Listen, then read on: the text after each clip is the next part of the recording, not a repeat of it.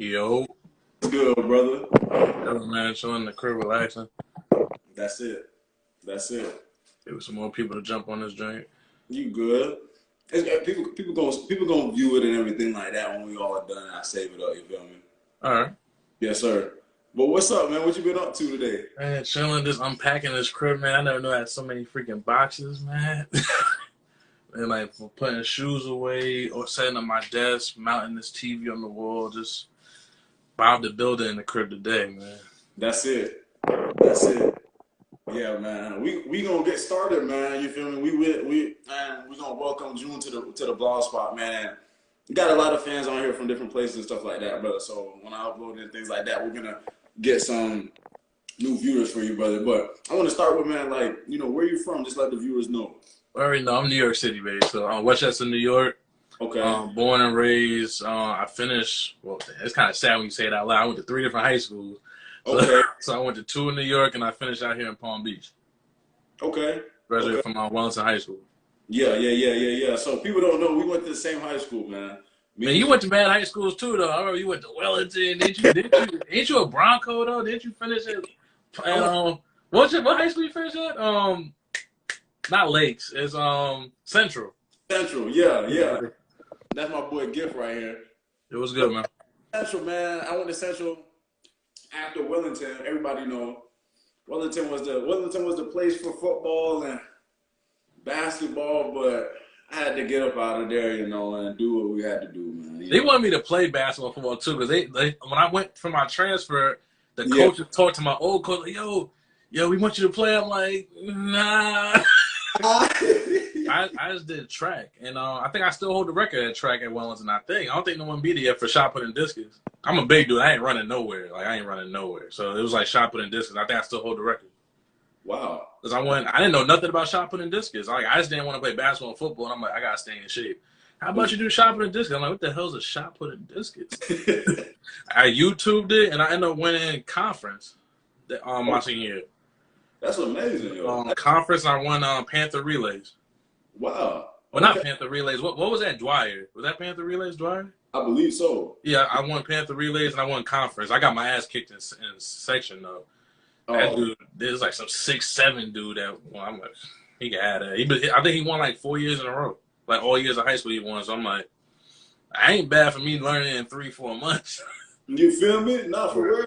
I mean, multi-talented, bro, is like, I could go on with that conversation with, with the multi-talent in sports and things of that nature, man. But it's like, you have a lot of things people don't know, a lot of skills people don't even know about that. I feel as if you need to bring to the table and let them know what you've really put forth and just the experiences you've been through and things of that nature, and with siblings, how many siblings do you got right now? I have a sister. My father was married before he met my mother, so I have a sister, and I have a bunch of cousins. So it's like my family's huge. Like my cousin Kyle, he's one of I think 9 kids. Then all my aunts have multiple kids, so I mostly grew up in like the cousin auntie type of family. I only have one sibling, but I treat my cousins, female and guy cousins, like brothers and sisters anyway. So if you want to do numbers, I have probably 15 sisters and 6 brothers. If you want to really do the math, so yeah, a big family. Gee, no, for real. And people don't know that, man. People close to you is family, man. Anyone you call that. Right. You can't pick your family. Yeah. But they wild nonetheless, man. They made me who I am. You feel me? That's facts, brother. That's facts. And it's a lot going on in the world right now, man. And we already both know that. And how are you coping with that right now of everything? Honestly, your path of stuff, It led me with COVID. It allowed me to think a lot better. Like, I should think more outside the box. My mother caught it, but she beat it. Like, she's doing a whole lot better. That's really good. So, when she caught, that kind of put me in a dark place when she had it. But it's like, all right, I gotta be strong for her. It's like I couldn't even visit her at the hospital. Nothing. Like literally, it was just like I had to bring her there, and I didn't see her for almost 3 weeks. And my mother's up and a little bit older, so it's like they made sure she was all right. And I'm just talking to her on the phone every day, and it kind of tested the strength of me. Right. Also, it just basically kind of shows like what we need to change as a people as a whole. Because like how this shit hit, some people don't take it serious. I see mad people just partying on that. I'm like, bro, it's not like a vacation because people are dying. Like I lost like a few people back in New York, and some people top like it wasn't even age. Like some dudes in their 20s, some dudes in top physical, like damn near NFL shape. Older people, I'm like, damn, people just dropping left and right. So it kind of makes you think like no one's untouchable. Right. Right. So just it was like it was a humbling experience, but it also let me create. So like during COVID, I filmed my first movie, and we observed like social distancing, so we made sure everyone was protected, everyone was like no one was sick on set. I released my book during COVID, so it was like it was. I did a lot Speaking during of COVID. that, he released, that right there that he released, yes, sir. Yeah, Oh, Uncle Jones, a talk, an urban child survival guide. yeah, man. I wrote the book last year. We can get into that real quick. Might as well, since you just mentioned it, man. I read the book and I really like the setup and the background and the the what you're trying to portray within kids of this generation of how they gotta handle certain situations. It's not to say as if you gotta be scared. It's just knowing of what to do and when to do it and remembering what your parents have told you. You know what I'm saying? Even when you're an older person, you still gotta just do the protocols of just getting out of certain situations the right way and not being, in certain predicaments that you don't need to be in. Most definitely, because like growing up now, like I'm a '90s baby. I'm older than you. I was born in '94. Right. Most kids, these young kids now, are like assholes, like just naturally born assholes. So I'm like, that shit is cool, like in front of your friends, but you say the wrong thing, like that really can be it for you. Right. So when I was writing that book, I wrote that book. Well, I came up with the concept for the book like a year and a half ago.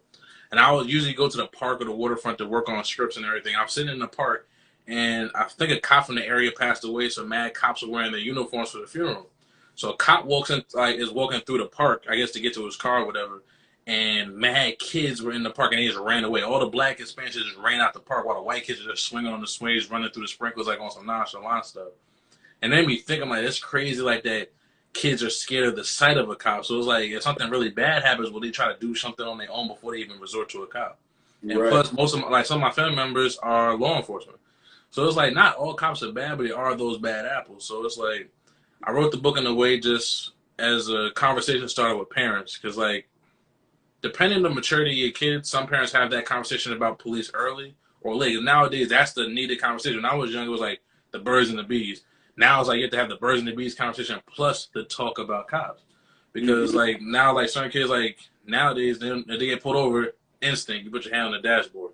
Ain't no mistakes. You ain't looking for no phones. Kind of like certain things become verbatim to your mind because you trying to stay alive nowadays. Like I've been stopped. I got stopped. I don't think I told you this. I remember prom night when I graduated from Wellington High School. I got stopped in Fort Lauderdale or somewhere by 441.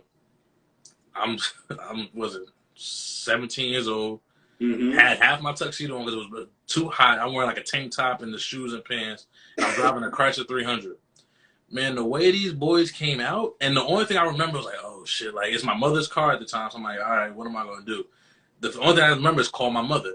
So I FaceTime my mother and I put her in the cup holder thing on the passenger seat door. So she's facing the cop when the cop comes to the window. So the cop doesn't notice that the phone's there. The cop asks me questions like, whose car is it? And she goes, it's my car, officer. Is there someone in the car with you? Like, well, my mother's on the phone. So he's literally FaceTiming my mother while these cops are surrounding me. So I'm like, I'm nervous as hell. I never got so, like, this is right after Trayvon Martin got killed when I was a senior in high school. So I was like, yo, I'm not taking no, like, this ain't it.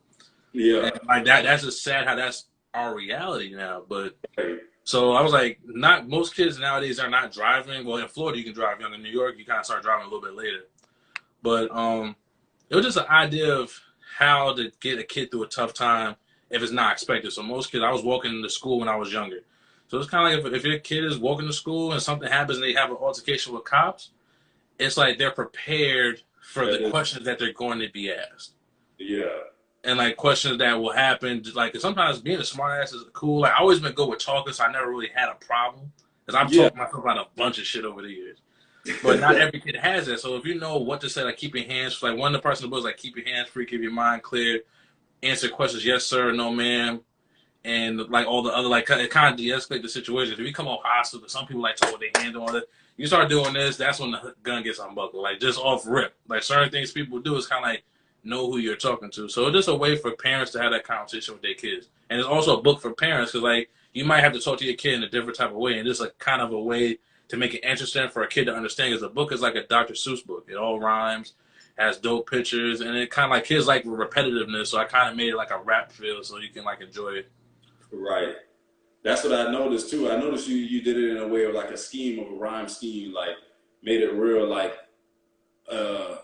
more so, you know what I'm saying, interactive so that they can more so interact because you know kids, I feel like that's a main thing of kids know. I know kids that know hip hop lyrics before they know their times table. yeah, They know about Cardi B and Meg Thee Stallion verses and don't know 9 times 9. So I'm like, okay, if I can make it rhyme in a way, and plus, oh yeah, just like I told you, I have special surprise for you just on your live. My website is now up, nowernextent.com, which has the audiobook for the children's book. And the audiobook is not the simple audiobook with someone just reading the words through and through. It's an interactive audiobook, has a different voices to make sure the kids are entertained. And it has like different messages that are not just in the book. So if kids like to listen to music, get them the audiobook. It's available on all platforms. You can download it to your phone. And also, for everyone that's joining this live, it has a 50% off promo code. So when you go to the website, it asks for your email. And you get emailed the promo code for the discount for the audiobook for my children's book. That's what's up. That's what's up. That's what's up. And how is that? How is the website going right now? Is it?